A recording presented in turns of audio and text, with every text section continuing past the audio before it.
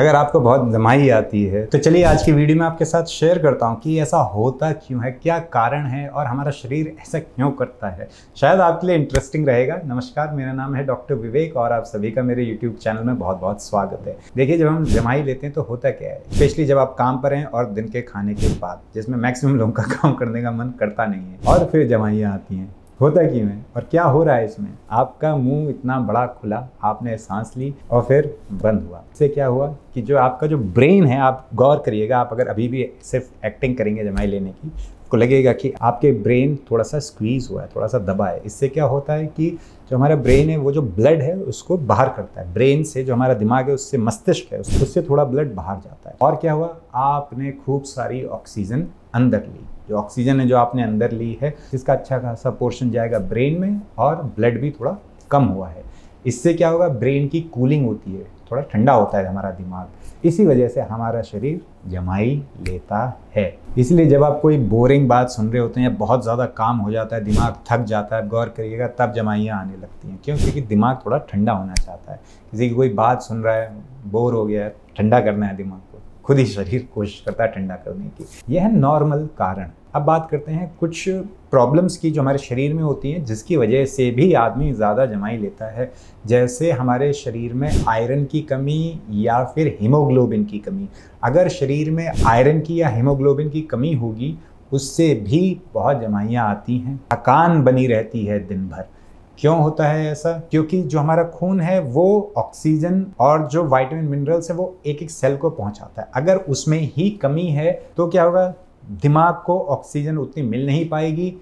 क्या करेगा दिमाग? ज़्यादा से ज़्यादा लेने की कोशिश करेगा तो आपको बार बार जमाइयाँ आएंगी, आपका मुंह बार बार खुलेगा। एक कारण ये होता है। दूसरा कारण होता है, अगर आपने बहुत ज़्यादा खा लिया है, जो कि दिन में अक्सर होता है, जो लोग करते हैं, ज़्यादा खा लिया, अब उससे क्या होगा, शरीर को उसको पचाना है क्योंकि वहाँ से विटामिन मिनरल्स चाहिए।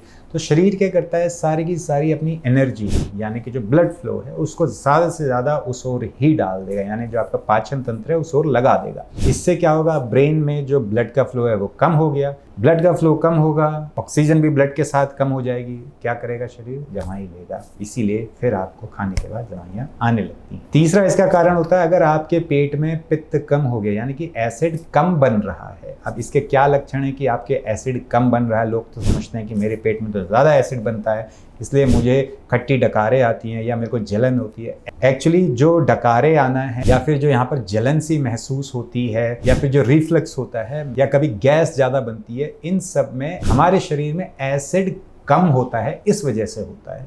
एक लंबा टॉपिक है, कभी दूसरी वीडियो में समझाऊंगा, लेकिन यहाँ पर समझिए कि ये एसिड ज़्यादा हुआ है इसकी वजह से नहीं, एसिड कम हुआ है इस वजह से होता है। इसमें आप एप्पल साइडर विनेगर यानी सेब का सिरका पीकर देख सकते हैं। सिंपल सेब का सिरका लीजिए, एक बड़ा चम्मच, एक गिलास पानी में मिक्स करके पी लीजिए। अगर आपका ये जो ऊपर को पित्त उछलता था, इसमें कमी हो गई, गैस, ब्लोटिंग, ये सब कम हो गया, यानी कि आपके शरीर में पित्त कम था, आपने पित्त जैसे ही जोड़ा होने लगा अच्छा।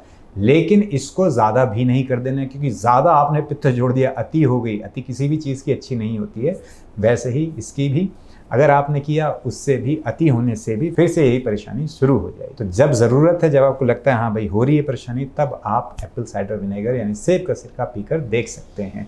खाना अगर आप ज़्यादा खा रहे हैं, उसका एक ही इलाज है, कम खाइए। आयुर्वेद कहता है त्रिविध कुक्षी विभाग के अनुसार खाइए, यानी कि आपकी जो कुक्षी है, पेट है, उसको 3 भागों में डिवाइड कर लीजिए।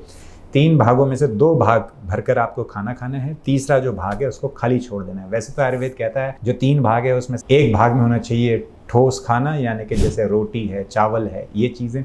दूसरे में होना चाहिए लिक्विड, ज़्यादा से ज़्यादा लिक्विड होना चाहिए, जैसे दाल का पानी है वो थोड़ा ज़्यादा होना चाहिए, या फिर सूप है, ऐसी चीज़ें होनी चाहिए। और तीसरा भाग खाली छोड़िए। ऐसे खाएंगे कभी दिन में आपको थकावट नहीं लगेगी। तो आशा करता हूँ अब आपको समझ में आ गया होगा कि क्यों ज़्यादा जमाइयाँ लेते हैं हम। छोटी सी जानकारी है, लेकिन मेरा मानना है कि ये सारी बातें सबको पता होनी चाहिए, इसलिए मैंने ये वीडियो बनाया है। आशा करता हूँ आज की वीडियो आपके लिए लाभदायक रहेगी। अगर आपको पसंद आई तो चैनल को सब्सक्राइब करना ना भूलें। मिलते हैं अगली वीडियो में एक बड़ी मुस्कुराहट के साथ। तब तक के लिए हंसते रहिए, मुस्कुराते रहिए।